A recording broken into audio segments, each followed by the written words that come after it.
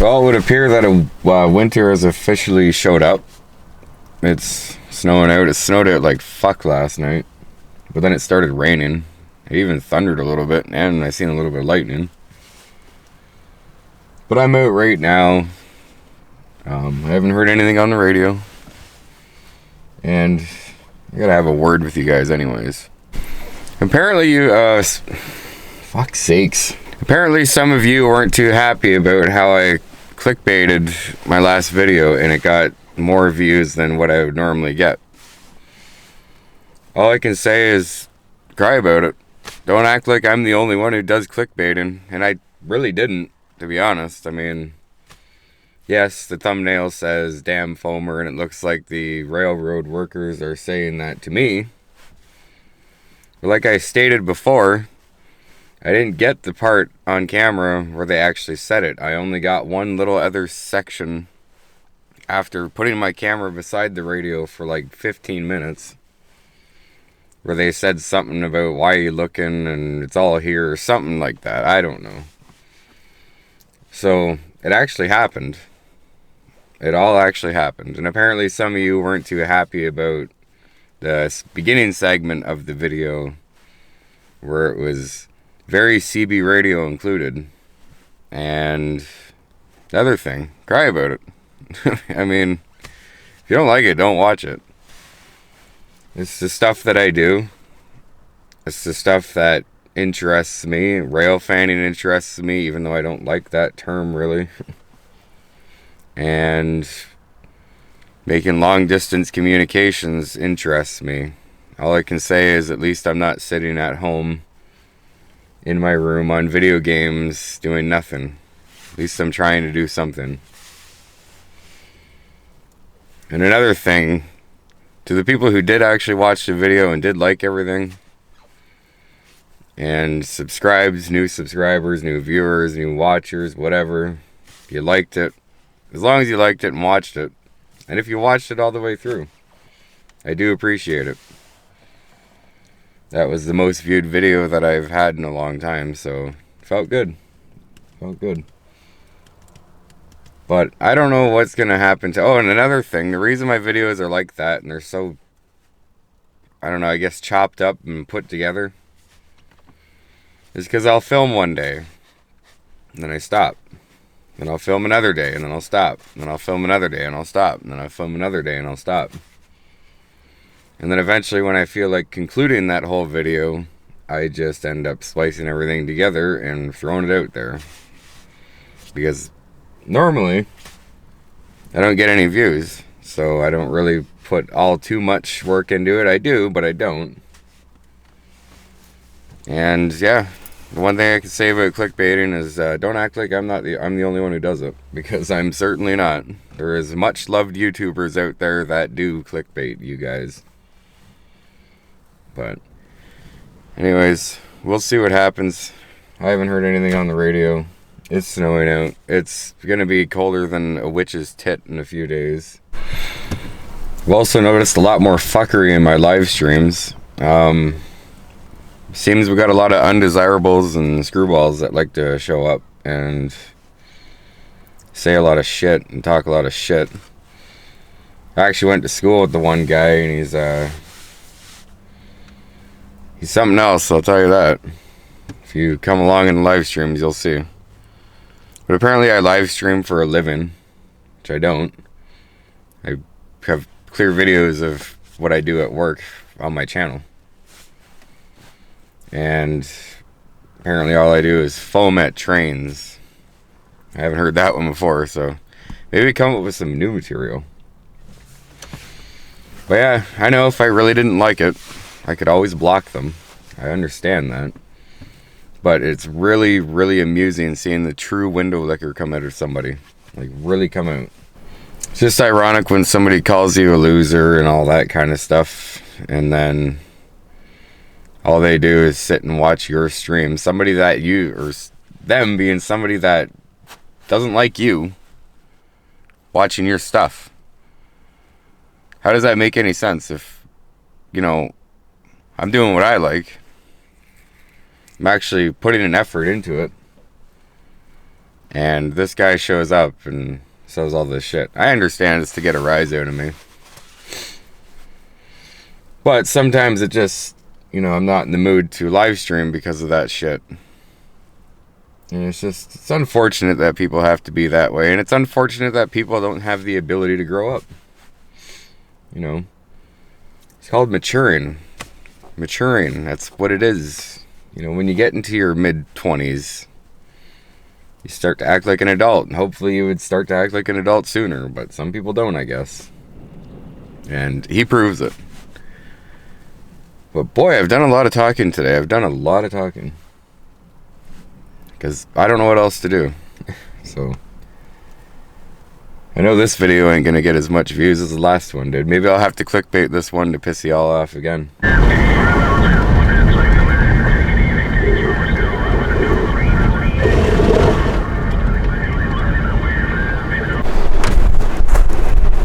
I mean, it's shitty out here. Snowy, cold, windy. But the one good thing about snow is that you're able to tell if a train's been through recently or not. And you can just tell if the tracks are covered in snow or not. And to me, it looks like nothing's been through.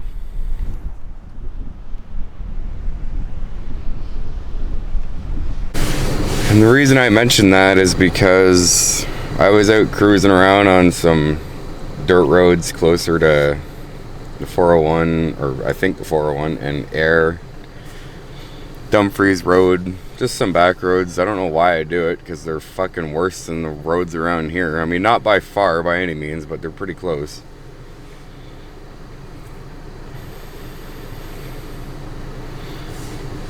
And when I was out doing that, my scanner started to make some noise and I heard some chattering, but I couldn't really make out what it was or where they were.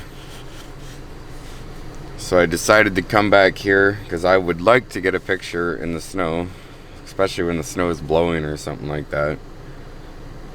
But since I've come back, I haven't heard anything. So I drove by the tracks, especially at the crossings. You can really tell if something's been through recently or not. Because with all the snow, the snow starts to build up and it builds up on the tracks. So if a train were to go through, you'd clearly see that it'd been through. It's hard to explain. I don't know if you're understanding what I mean, but that's the that's what I'm trying to get at, and that's what I'm hoping for. But knowing my luck, I'm sure it won't happen. So I guess we'll just have to wait and see.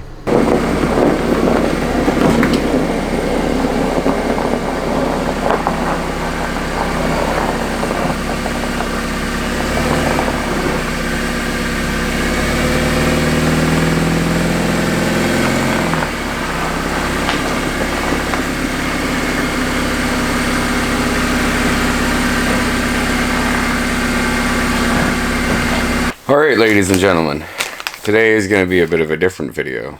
It's going to be one of my older videos, I guess, because it's car repair. Today we are in the shop. Any nice cold day, snowing out.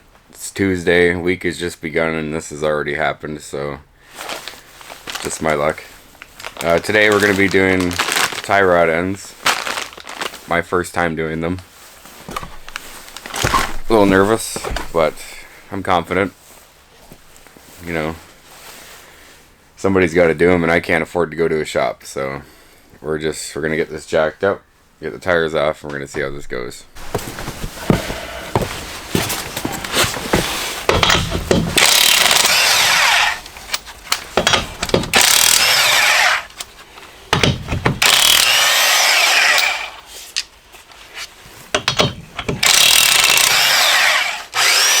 Fuck off.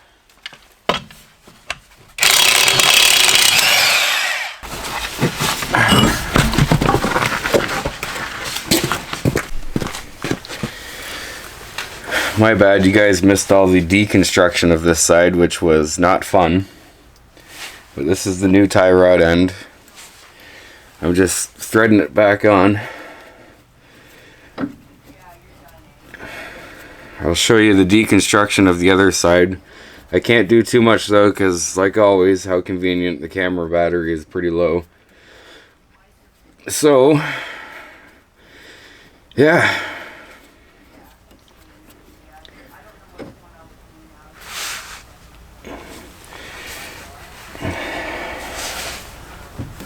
Oh shit. Yeah, we'll figure this out. First things first, I'm going to take that cotter pin out right there. And normally they're fucked when you get them out after. So I'm going to do that. And then I'm going to heat this castle nut up. Use the impact gun, get it off. And then I got to heat up this jam nut back here, which is what I fought with last time. Then I got to loosen that and undo the tie rod end. Alright, so what we're going to do now, very fucking tight spot to work, is we're going to turn on the torch.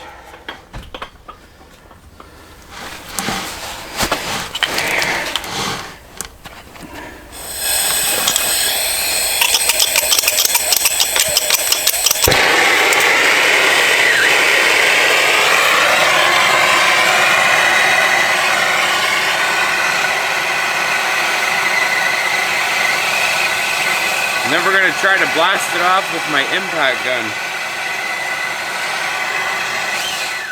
Oh shit. I must have turned it off. Yep, did that last time too.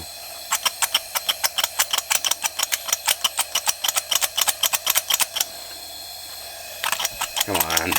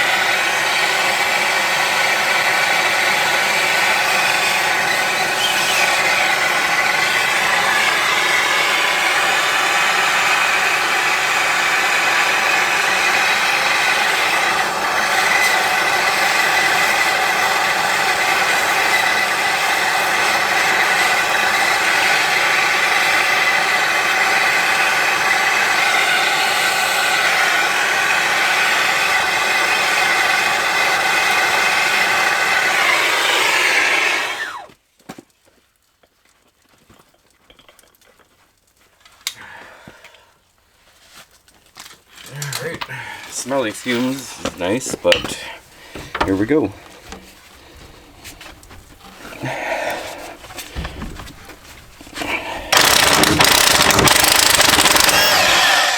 at that.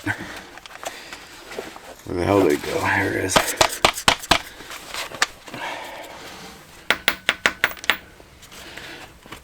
Here we go. And I didn't even have to use the pickle fork this time.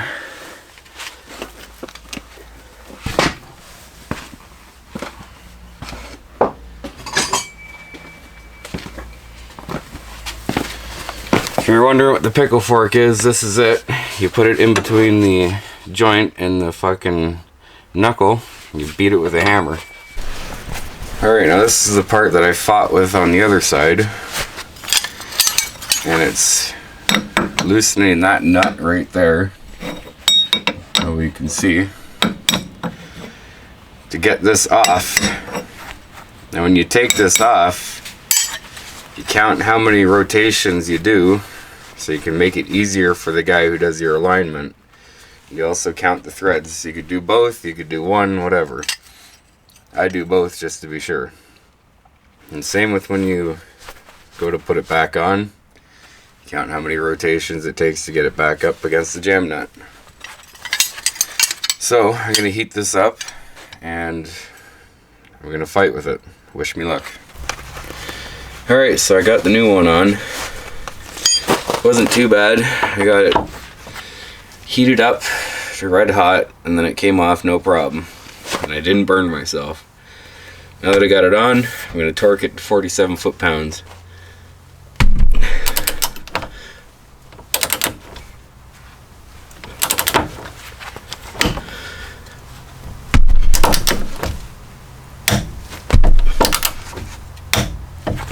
There we go. Alright, so that basically does it. That's the old tie rods there.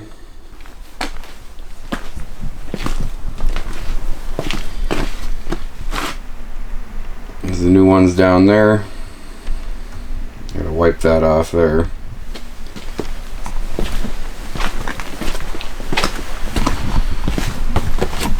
Yeah, it was nice to have all that fall onto me.